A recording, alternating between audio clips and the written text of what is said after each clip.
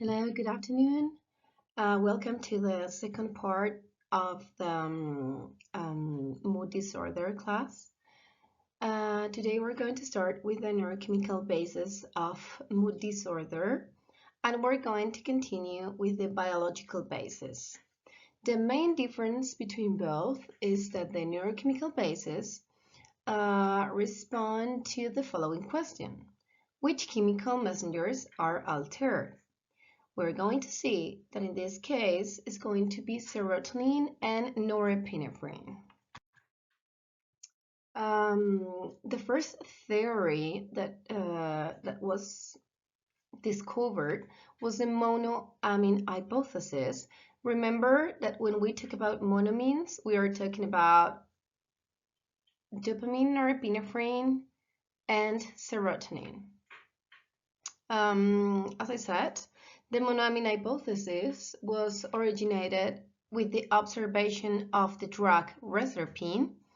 Reserpine was used for reduce the high blood pressure, but the researchers and the doctors discovered that they induce depression as a side effect.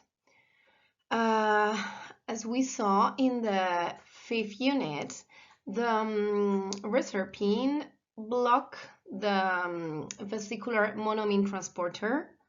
It also could be called DAT/NET or CERT. And this block or this blocking doesn't let in the monoamines, the dopamine, the serotonin, or norepinephrine inside the synaptic vesicle. So the neurotransmitters are going to be in the cytoplasm because cannot go into the vesicle, and they are going to be degraded by the enzymes like monoamine oxidase or MAO, and they're going to be eliminated. So the vesicles are going to be fused with the membrane, but they are not going to release any neurotransmitter. So it's going to produce a neurotransmitter depletion. Sorry. So they saw that those deficits in the monoamines are going to contribute to provoke or create depression. So also the reserpine effect could be turned around with the antidepressants like monoamine inhibitors, like MAO inhibitors, and tricyclic antidepressants that are going to increase the norepinephrine and serotonin and reverse the effect of that reduction, in this case, motor activity in the animal models.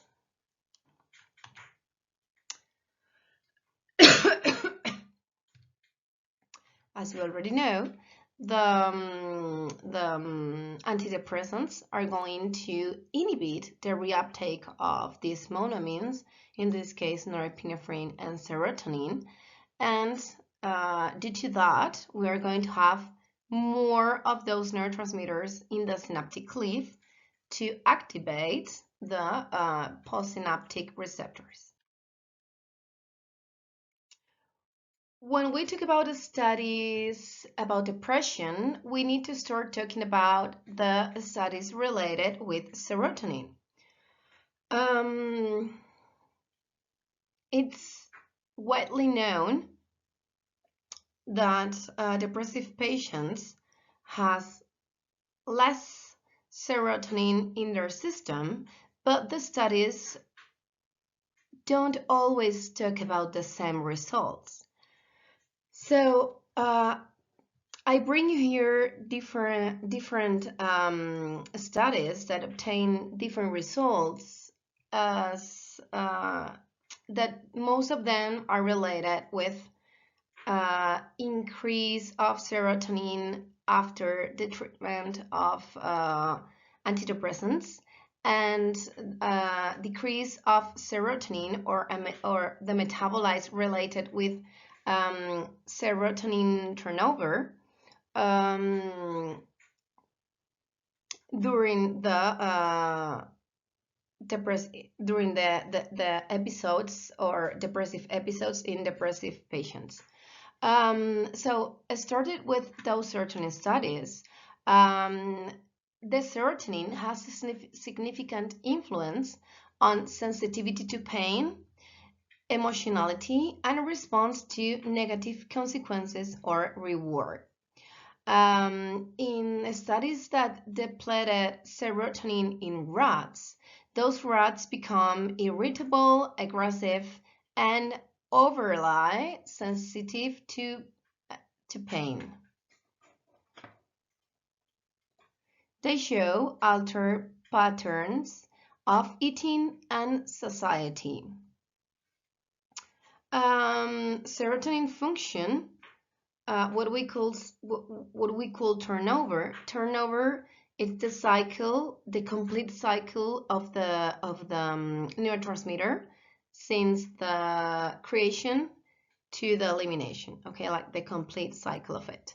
So this study talks about the serotonin function that can be measured via the principal metabolite, that in this case, remember, is 5-HIAA, assuming that high levels of this metabolite is going to reflect high serotonin function, and low levels of this metabolite is going to reflect low serotoninergic activity.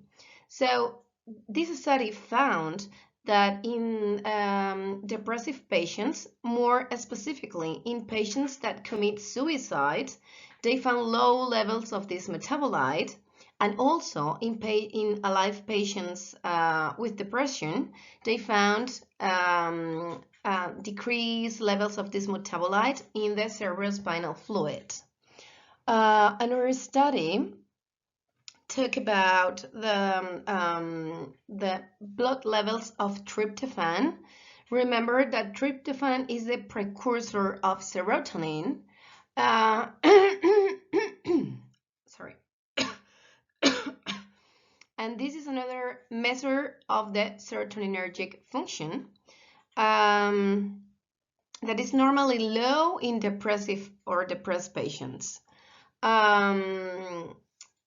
Also here, they talk about, in this study, they use 3 different groups of patients. Patients that have been depressed in the past, but now they're not. The second group are people that have relatives with depression. That means that probably they are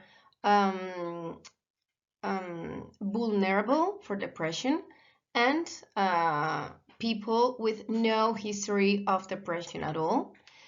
They gave to the patient a cocktail of tryptophan blocker, and they call it tryptophan depletion challenge. This cocktail, it was a tryptophan deficient cocktail that depletes the tryptophan in the brain around 70 to 80%.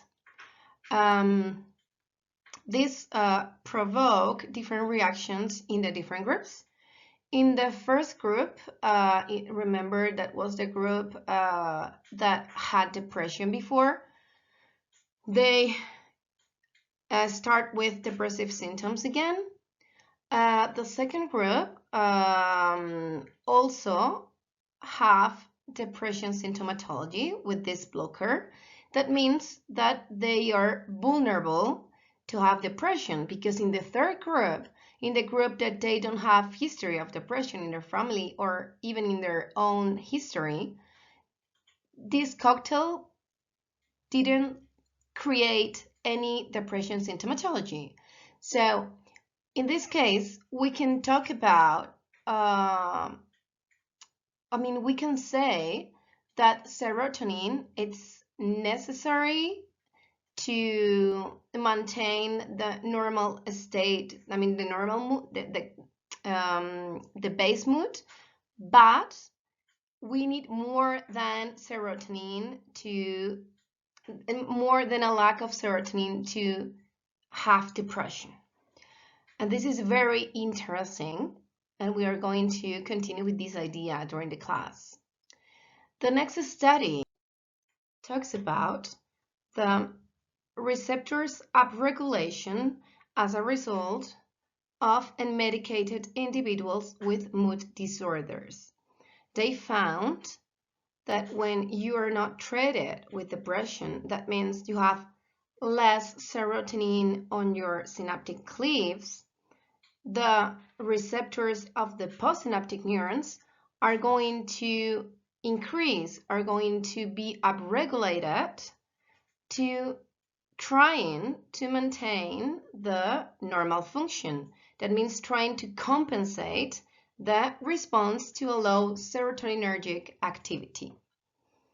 And the other way around is going to happen.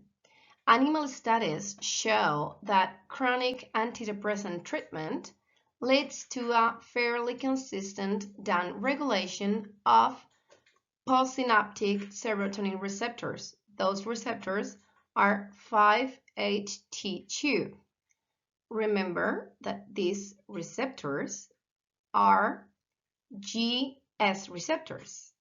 That means they activate, in contrast to 5-HT1 that are receptors that are GI that inhibit the response. Related to this, I don't know if I can pass the slide.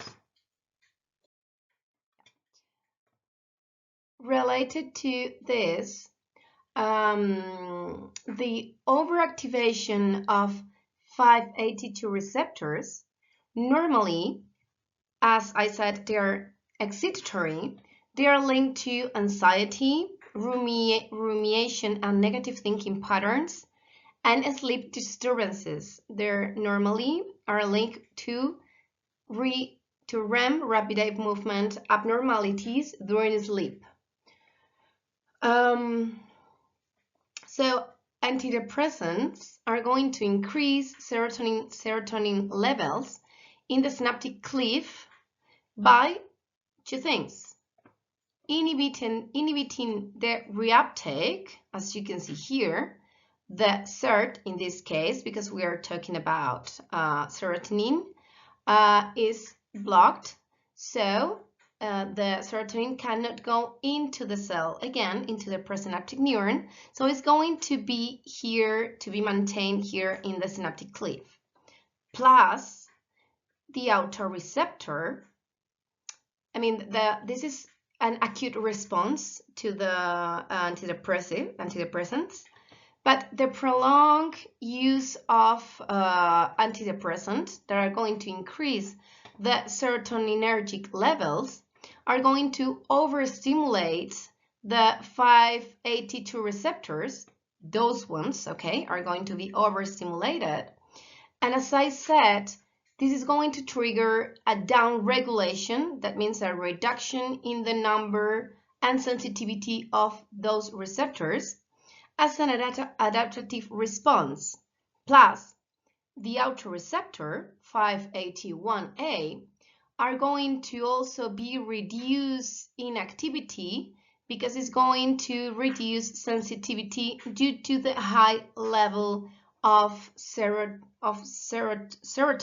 in the synaptic cleft. So this is very important because it's the reason why the antidepressants takes around 7 weeks to reduce our depressive symptomatology. And in this slide, we're going to explain why. How, not why, sorry. So, as I said, if you look at this picture, you can see how antidepressants increase serotonin by blocking the reuptake, or in another case, they could inhibit monoamine oxidase, or MAO. At first, the increase in synaptic serotonin activates autoreceptors 581, as we said in the last slide, to slow cell firing and reduce synaptic serotonin. So we are going to have at the same time the reuptake blocked and the autoreceptor activated due to the high level of serotonin. But at long-term administration is going to result in a downregulation of autoreceptors, okay, and also a downregulation of serotonin receptors in the postsynaptic cell. And the synaptic serotonin gradually is going to increase. This could explain, or this may explain, the delay in the therapeutic effects of antidepressants.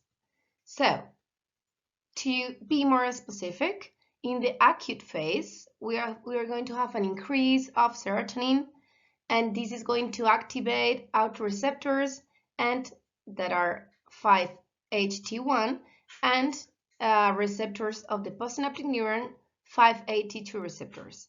This is going to have a minimal clinical effect, and normally we're going to have adverse effects. Remember that the activation of these 5-HT2 receptors are going to have effects in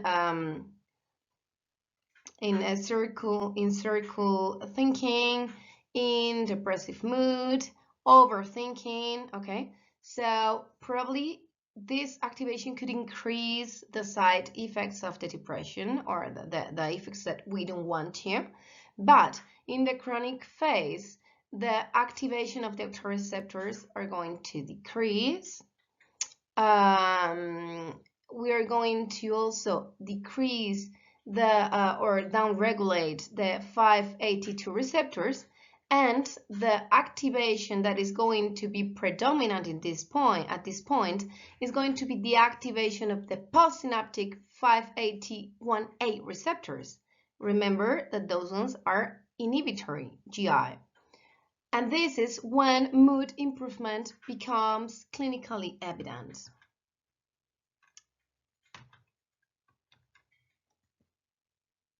So we can say that antidepressants are effective when serotonergic signaling no longer preferentially activates 5-HT2 and instead modulates mood through a postsynaptic 5-HT1 receptor.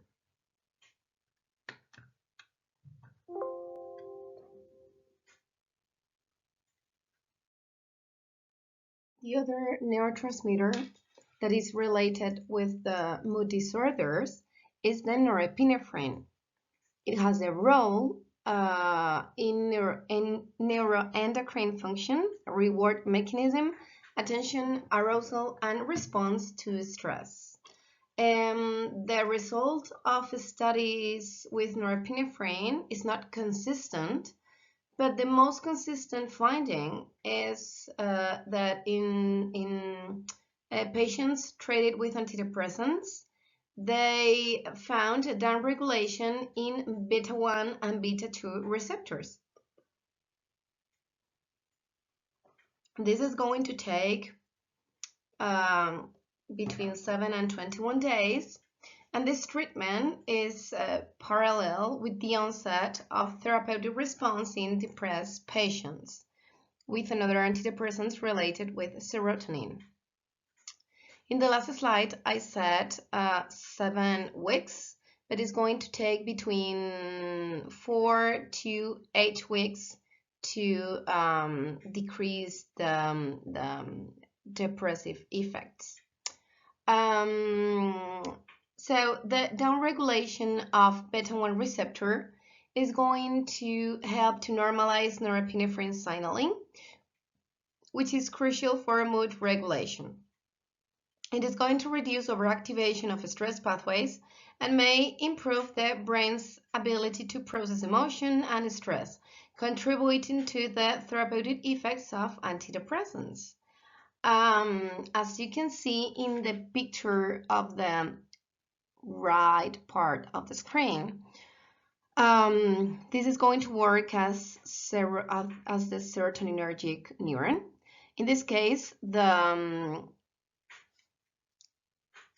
reuptake is going, the norepinephrine reuptake is going to be through NET, norepinephrine transporter, and the antidepressant is going to block NET, and the norepinephrine is going to be on the postsynaptic cleave, which is going to activate the alpha-2 autoreceptor, and this alpha-2 autoreceptor is going to decrease the release of norepinephrine. But with the pass of the weeks, this autoreceptor is going to be less active due to the overactivation, is going to decrease in sensitivity to the norepinephrine. So we are going to have more norepinephrine in the postsynaptic cleave because the autoreceptor is not going to inhibit the continuous release of it. And the response, but it's going to also produce downregulation of the B1 receptor of the postsynaptic cell, but this is okay because we are going to have too much norepinephrine in the postsynaptic cleave. And the downregulation of the postsynaptic neuron is normal until we achieve the normal arousal response. Okay, so as I said, the downregulation is an adaptive response to protect the brain from the overactivation. So due to that, B1 receptors are going to be downregulated in quantity and sensitivity. Also, this downregulation reduces the hyperactivity of the signaling, stabilizing the mood, and improving the emotional regulation, like inhibiting hypervigilance, anxiety, and erratic mood, which are mitigated by downregulation.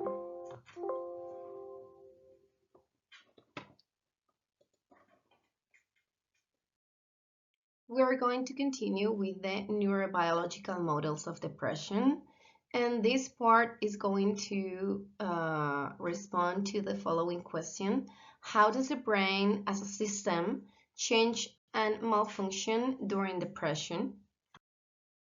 I bring you here some imaging techniques like positron emission tomography scan that we could see with this test how much blood we're going to have in different parts of the brain, the oxygenated blood, and that means the activation of the different parts of the brain. So as you can see in this tomography of the right side of the screen, that the PET scans show an increased activity in the orbitofrontal cortex and the amygdala in depressive patients. This show us that the depressive patients has a different blood flow, like people without depression, and we can compare the different PET scans and we are going to see, as I said, an overstimulation in the orbitofrontal and amygdala. But how could we understand or do an interpretation of these results? The increase in metabolic activity of the amygdala, it's very easy to understand because the depressive patients has an overactivation of the amygdala because they are anxious, they are hyperactivated in general. So all of the stimuli in their like that they are around them is going to be um, is going to be ay, que no me sale en inglés. Va a estar como van a estar hiperalerta, ¿no? De todo lo que hay a su alrededor. Venga, continúo en inglés. So, this is normal in depressive patients, as I said, the hyperactivation of the amygdala. But this hyperactivation of the amygdala is going to turn to normal after antidepressant drug treatment. And the hyperactivation of the orbitofrontal cortex could be explained also because the brain is trying to control the amygdala activation. But we cannot understand the activity in the separated area. We need to understand those activity with the connectivity of those areas. So this suggests that the finding is the lack of cortical control over all the limbic structures.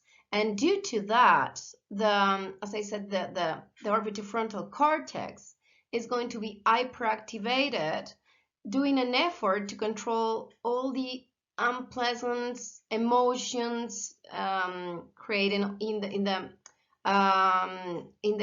dysregulation of the limbic structures and the unpleasant thoughts.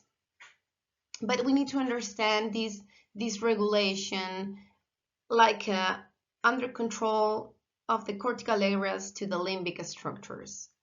And this leaves us an individual that is more vulnerable to stress, impulsivity, cognitive dysfunction, and probably has anhedonia and emotional dysregulation.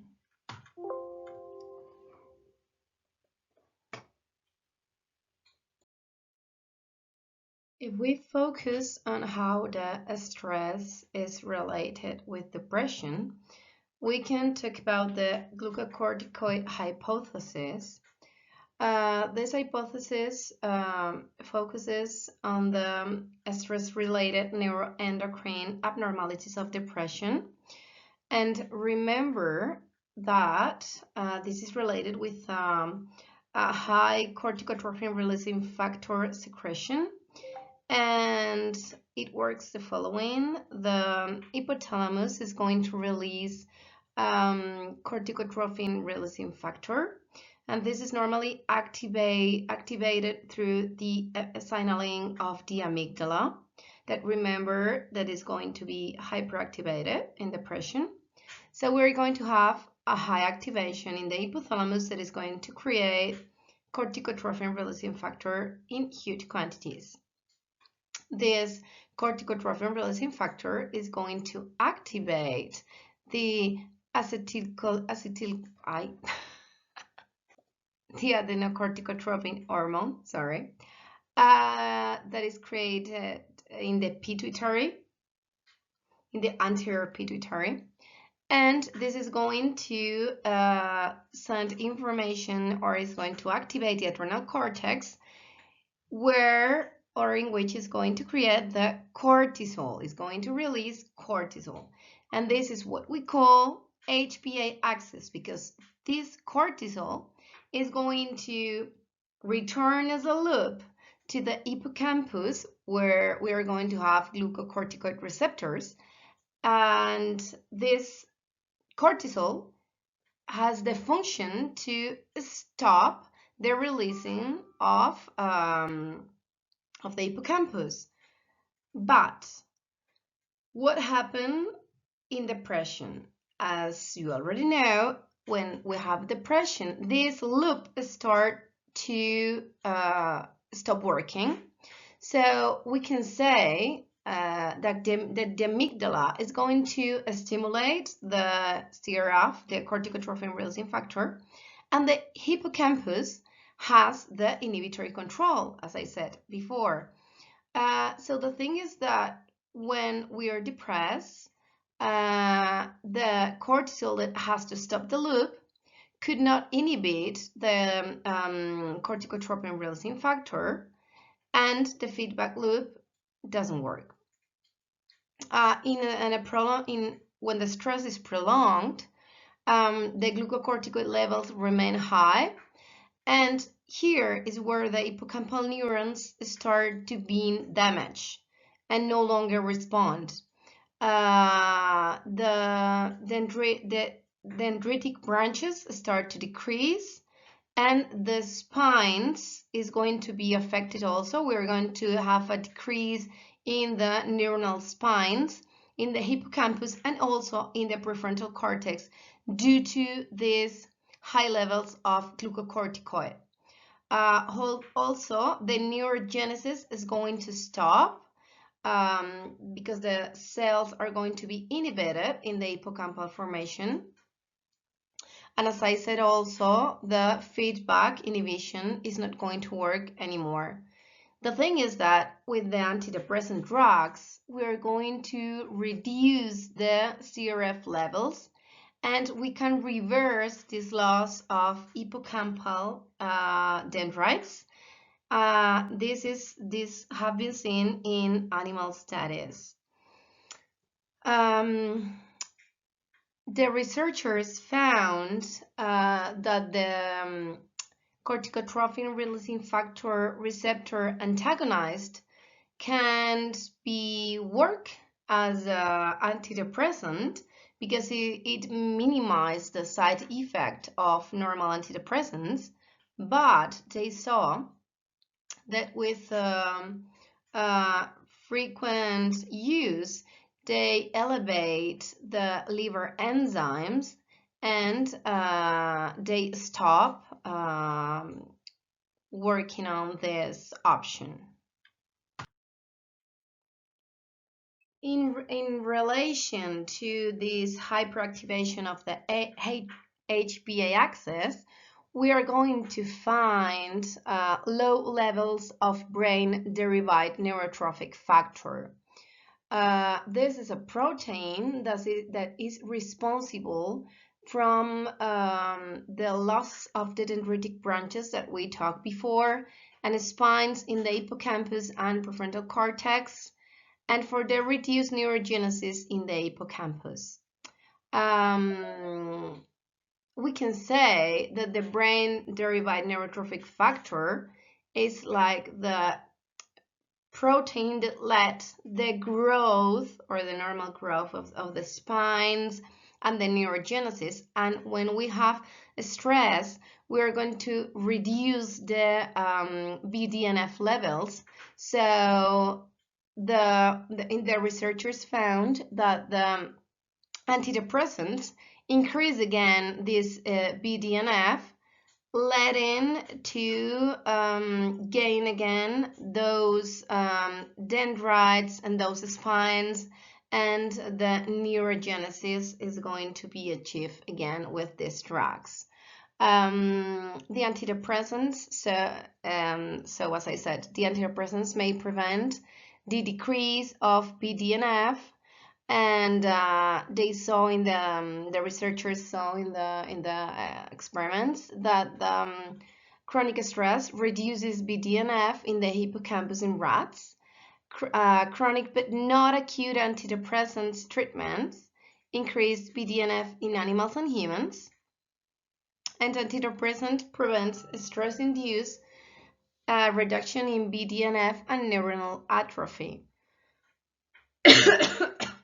It's also important to say that when we have high quantity of stress during our early years, in our early life, this is going to change our genes due to the epigenetic, and the expression of the corticotrophin releasing factor due to the amygdala is going to increase.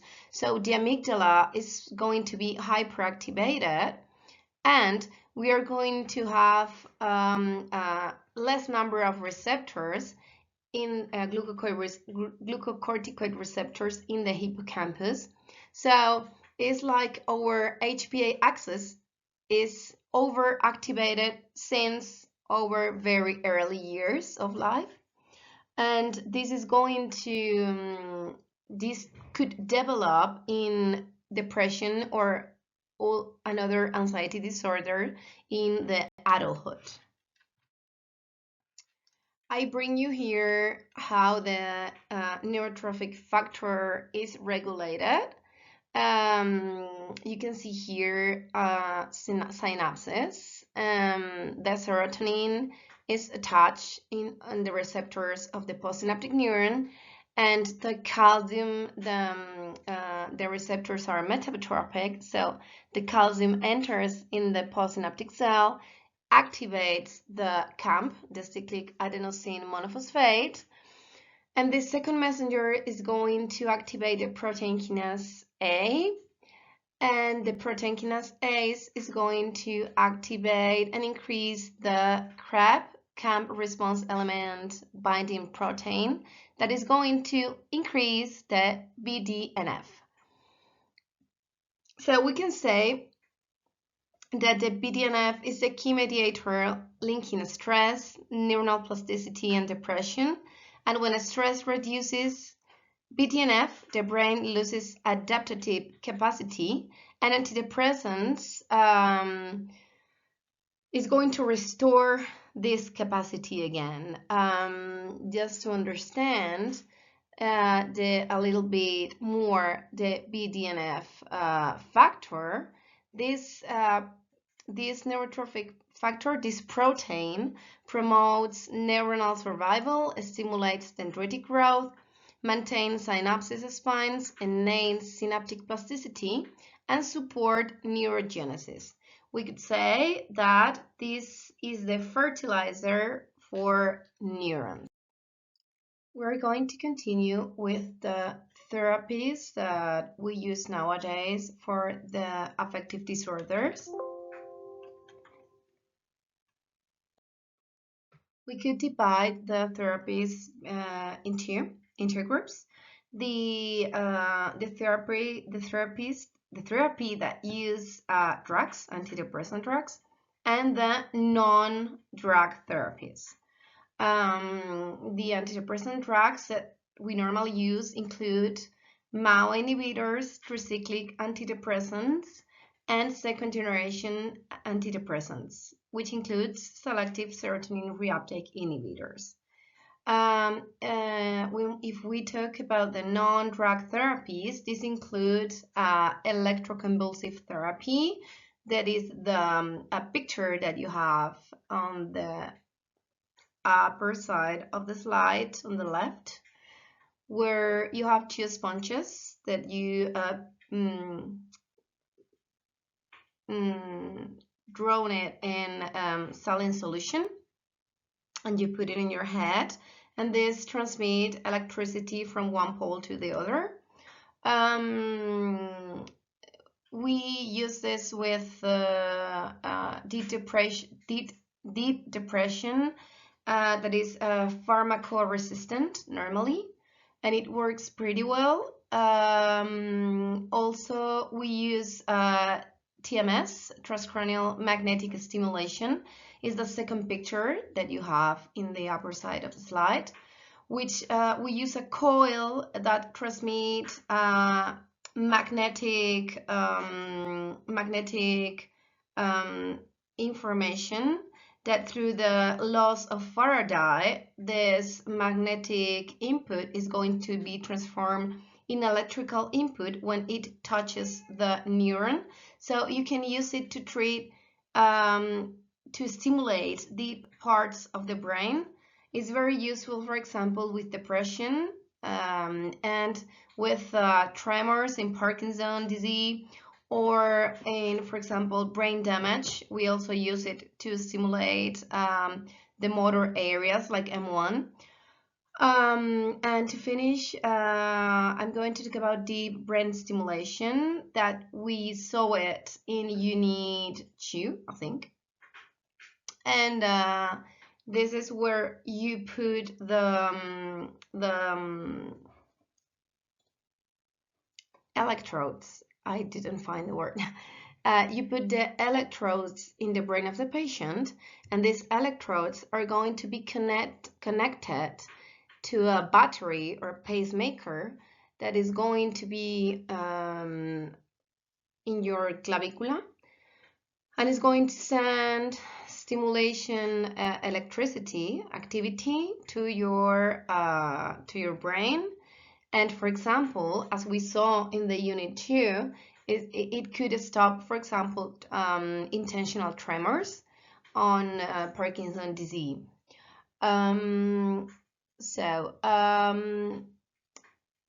If we continue talking about the antidepressant drug therapy, that is the therapy that we are going to talk in psychopharmacology mainly.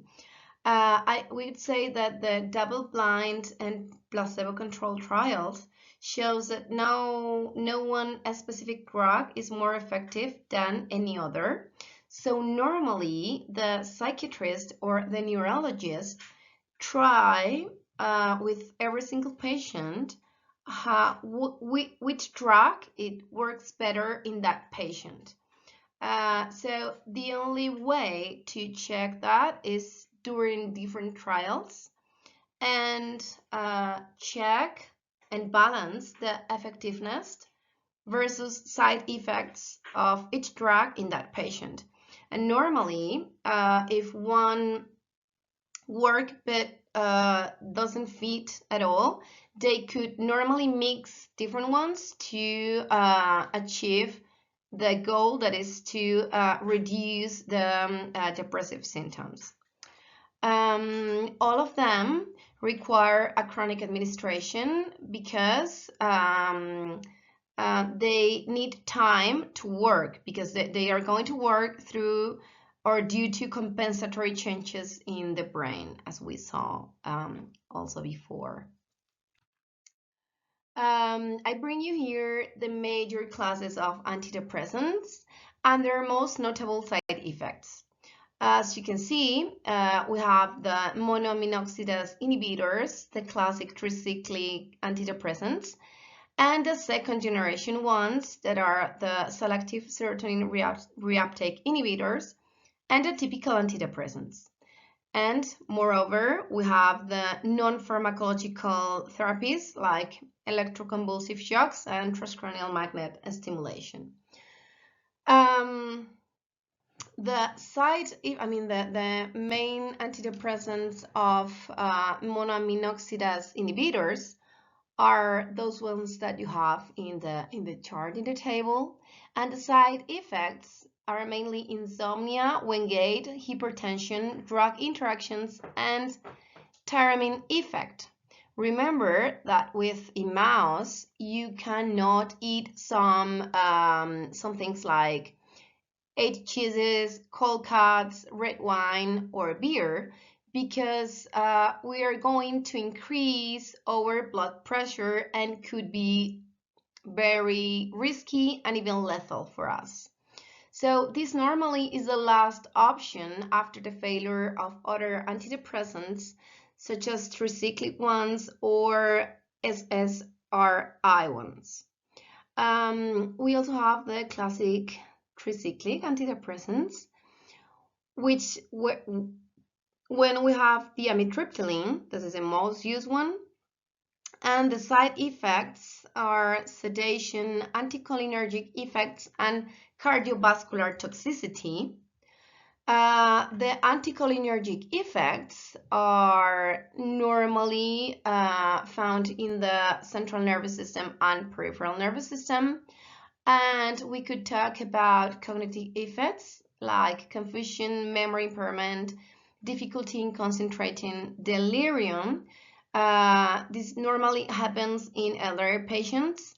Sedation, that means drowsiness or fatigue, and in several cases, it could end in hallucinations. In the peripheral nervous system, we can talk about xerostomia, that is when your mouth becomes dry.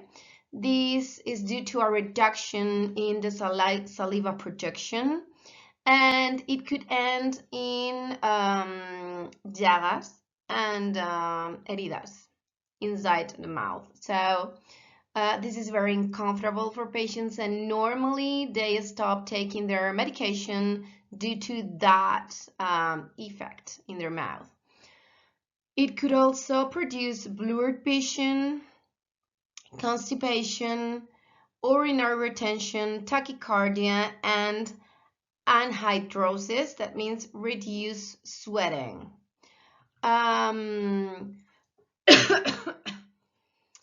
We're going to continue with the second generation antidepressants, more specifically with selective serotonin reuptake inhibitors. The most common ones are fluoxetine, sertraline, and paroxetine. Probably you know the brand names like Prozac. And the main side effects are insomnia, gastrointestinal disturbances, sexual dysfunction, and serotonin syndrome. The serotonin syndrome is very important to know about it because the syndrome produces neuromuscular hyperactivity, autonomic dysfunction, and mental status changes. It is going to produce tremors. It could produce involuntary muscle contractions, that is called tremors, hyperreflexia, muscle rigidity, and incoordination. Also produce hyperthermia, diaphoresis, that means increased sweating, also tachycardia, hypertension, and mydriasis. And it also could produce changes, as I said, in the mental status, like agitation, confusion, anxiety, hallucinations, and in the severe cases, seizures and coma. Continue with atypical antidepressants. These ones, the most common one here is bupropion and mirtazapine, and the side effects varies with individuals and the mechanisms of action. And to finish with the non-medication therapy, the electroconvulsive shock could produce memory impairment, confusion, and amnesia. This is more rare in the TMS.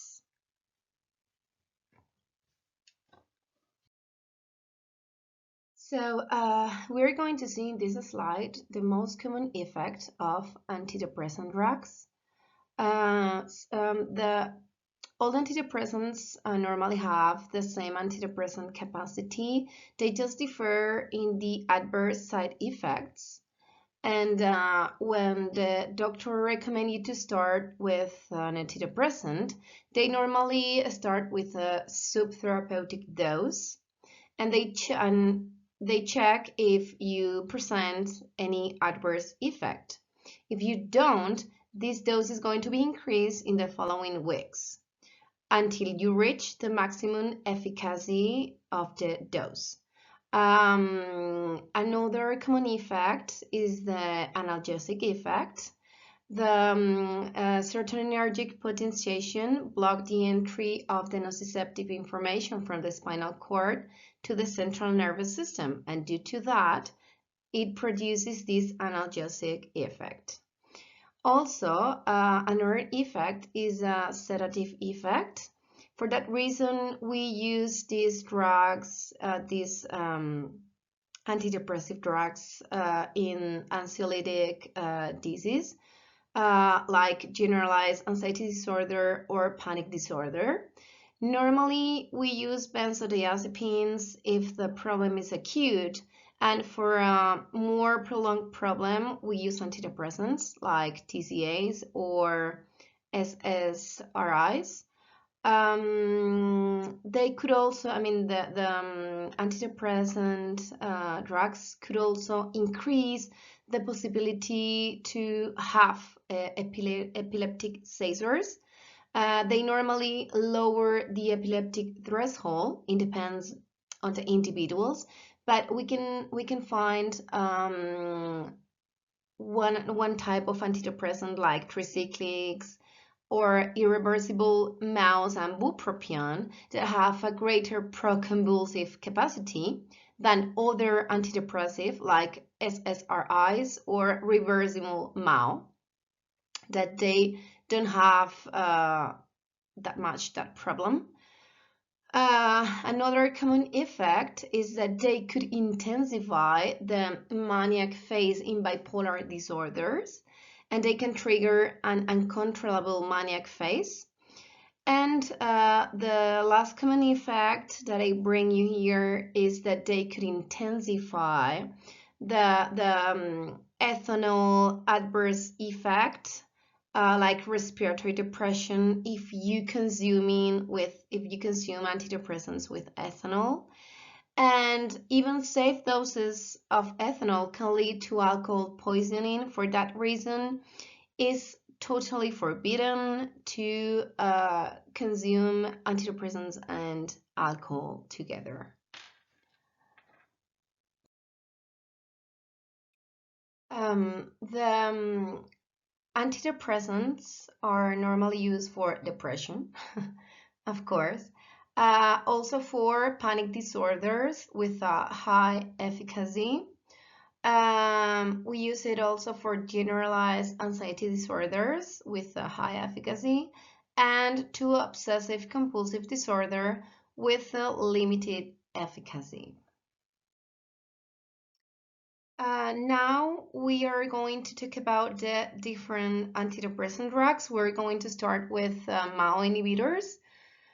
MAO inhibitors are going to increase the amount of neurotransmitter available to release, and these biochemical changes are going to occur within the first hours, but the antidepressant effects requires weeks of treatment. So we're going to talk about acute effects versus long-term effects.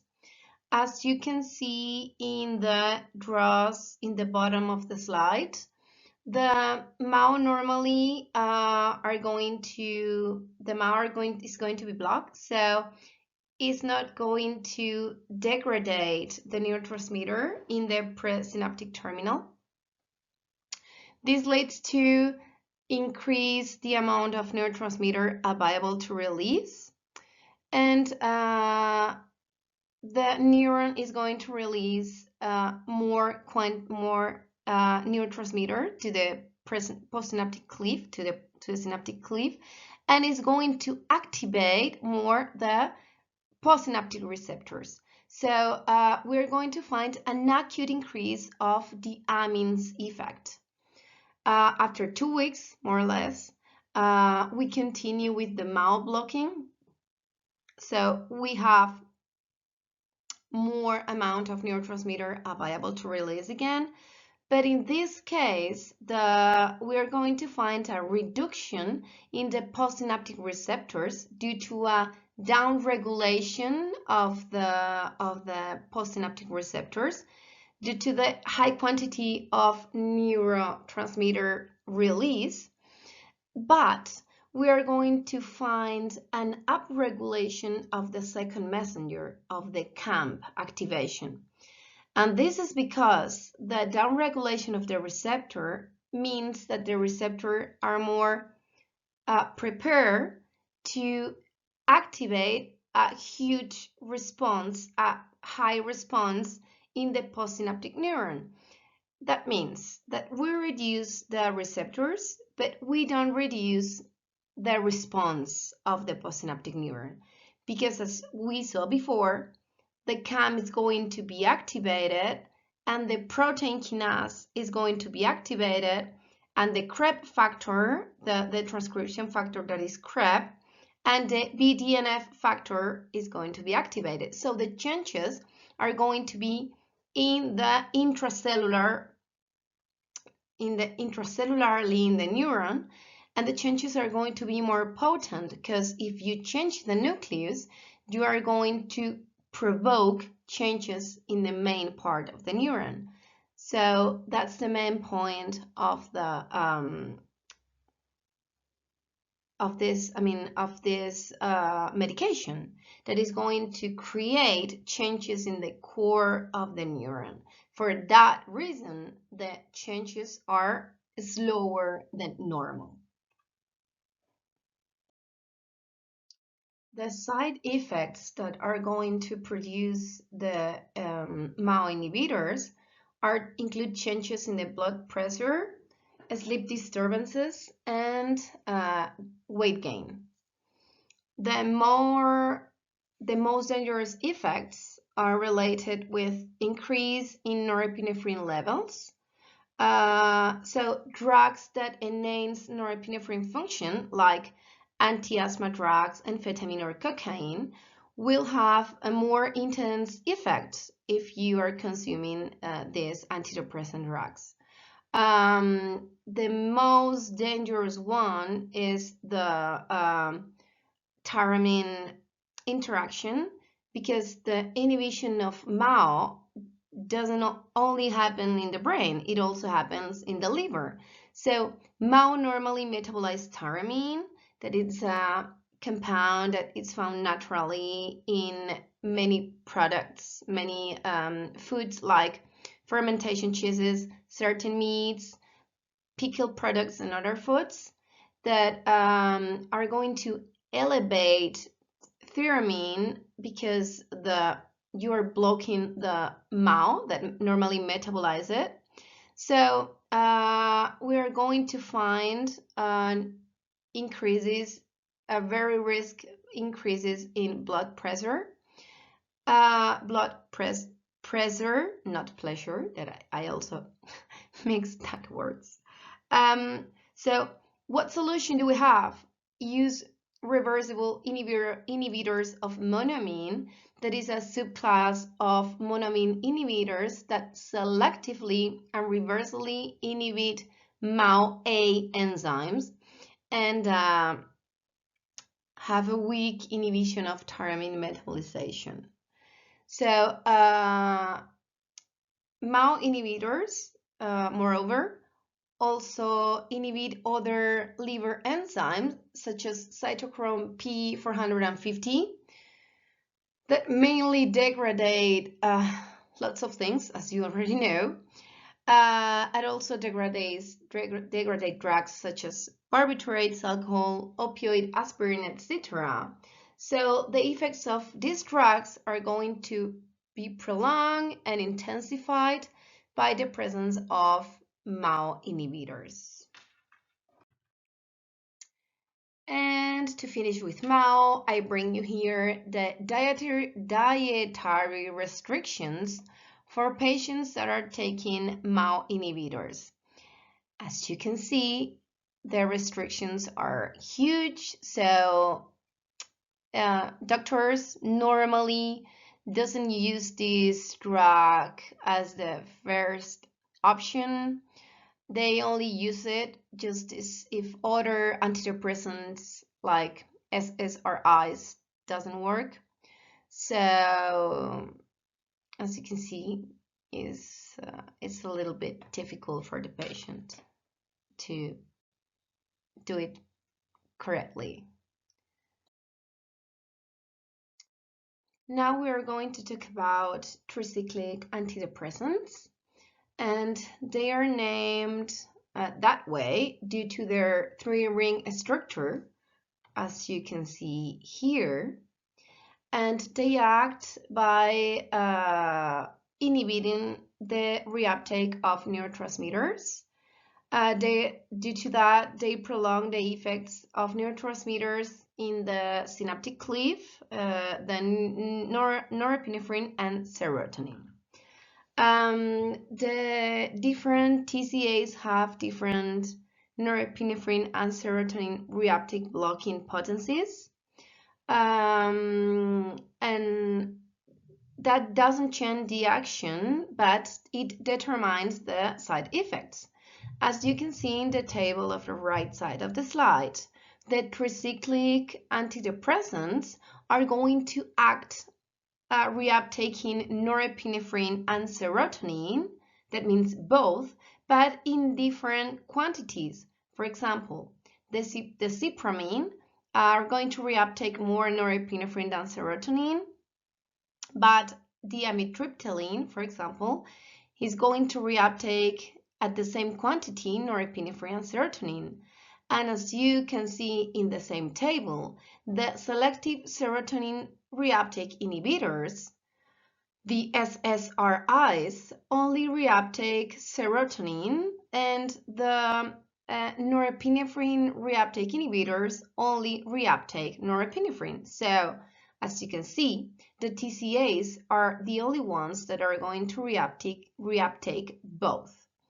And they also are going to need more time to create neuronal adaptation, like the others antidepressants. They are going to have also acute effect and longer changes in the main core of the neurons. The side effects of the TCAs are different, and they are going to affect another neurotransmitters. In this case, they are going to produce histamine receptor blockade that are going to cause sedation and fatigue, and that normally limits the drug usefulness. It's going to have also anticholinergic effect that are going to include dry mouth, constipation, urine retention, dizziness, confusion, impaired memory, and blurred vision. Also, they are going to blockade alpha-1 receptors, and this coupled with norepinephrine reuptake blocking is going to lead in dangerous cardiovascular effects that are going to include tachycardia, hypertension, and arrhythmias. And overdose can cause cardiovascular depression, delirium, convulsions, respiratory depression, and coma. We are going to continue with selective serotonin reuptake inhibitors that are going to block the presynaptic reuptake of serotonin. These SSRIs are going to increase serotonin at the serotonergic receptors and cause antidepressive effect, but they are also going to cause anxiety, restlessness, movement disorders, muscle rigidity, nausea, headache, insomnia, and could also create sexual dysfunction. The most dangerous side effect of this medication is the serotonin syndrome, that is potentially life-threatening, and it occurs when it's combined with other serotoninergic agonists or drugs that interfere with the metabolism of SSRIs. And the symptomatology that is going to present the patient with this pathology or include severe agitation, disorientation, ataxia, diaphoresia, muscle spasms, fever, shivering, diarrhea, elevated blood pressure, and increased heart rate.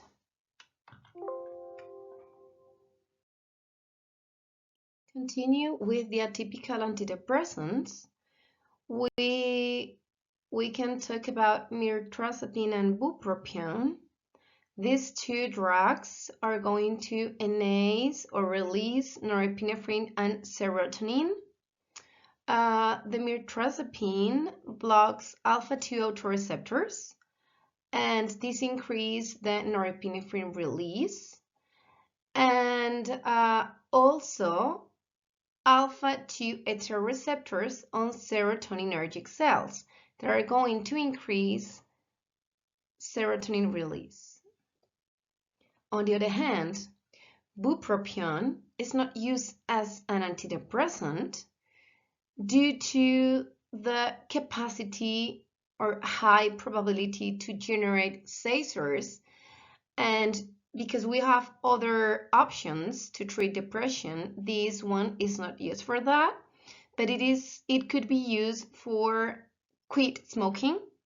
So, but the main problem or disadvantage is that it could produce seizures. We also have the third generation antidepressants. These antidepressants are currently in the development phase and testing stages. Here we can find that the goal of these antidepressants is to speed the onset of effectiveness and reduce the side effects of the already known antidepressants. Here we have ketamine or esketamine and galanine. The ketamine is an NMDA receptor antagonist, and in the clinical trials, it has shown a rapid reduction in depression symptomatology, around the 70% of treatment-resistant patients. That means that it's very, very rapid, and it's very useful for patients that tried before another antidepressive drugs and it doesn't work. So for treatment-resistant patients, they are going to be reduced their symptomatology around their 70%. That is great, actually. Normally, this treatment is done in hospitals because you need to stay several hours after the treatment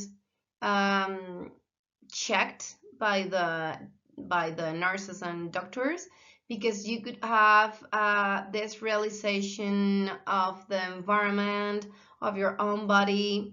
You can have such as hallucinations, so you need to be checked up. And the FDA approved an intranasal esketamine spray called Spravato for treatment-resistant major depressive disorders. But for example, in Spain, is rarely used because it's very, very expensive. But you need actually to, the doctors to prescribe it need to check that other treatments didn't work, like another antidepressive treatments and another non-drug treatments like TMS and electroshock before prescribe the intranasal esketamine spray. I remember that I had one patient with this condition. She had resistant depressive disorder plus hallucinations, and the doctor tried the electroshock before, and it works not pretty much, and he prescribed this therapy and it works very well. But as I said, it's very rare prescribed. And to finish, we have the galanine, that it's a neuropeptide implicated in mood disorders, and it regulates feeding, cognitive performance, sleep, sexuality, activity, and stress responses. It is an inhibitory modulator of norepinephrine and serotonin by hyperpolarizing the cells and reducing neurotransmitter release at their projection areas in the limbic system and cerebral cortex. For bipolar patients, we normally use lithium carbonate or lithium. While lithium has no effect on healthy individuals, it eliminates or reduces manic episodes without causing depression or producing sedation. It is very effective reducing the suicide in bipolar patients. Lithium enhances the serotonin release, increasing the tryptophan, the serotonin metabolites like 5-HIAA, and the release of serotonin itself. And meanwhile, it reduces catecholamine activity, that means dopamine, norepinephrine activity, by enhancing the reuptake and reducing the release. The side effects of lithium is that the therapeutic index is very low. The blood levels of lithium must be monitored on a regular basis, as I told you in several units before. The patients that we have with lithium needs